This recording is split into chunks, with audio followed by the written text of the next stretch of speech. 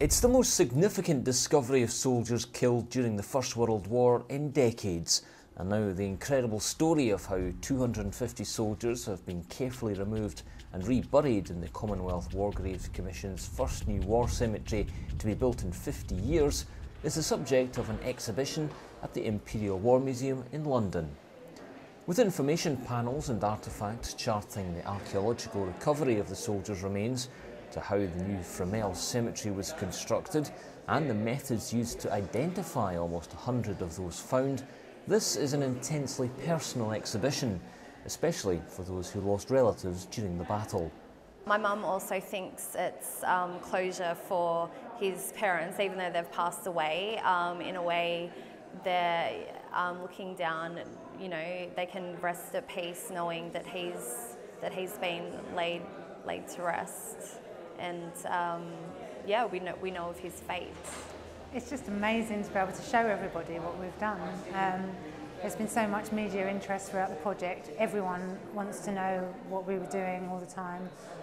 Now we can finally say, this is how we got the evidence together, this is what we found, and these are the names of the guys we've managed to identify. It's really amazing. Yes, I mean, I was very moved when I saw the excavation, the way that the work was being done by Oxford Archaeology. Also understanding and knowing that the Germans could have just thrown the bodies into a pit, but no, they wrapped them in blankets and must have left them let them down very gently into the pit. So the whole thing has been a wonderful experience, and I'm very honoured to be speaking on the 19th.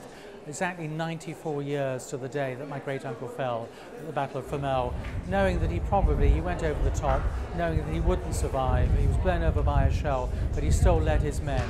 And that makes me feel very proud of him and proud of all the other soldiers that perished during those 2 days.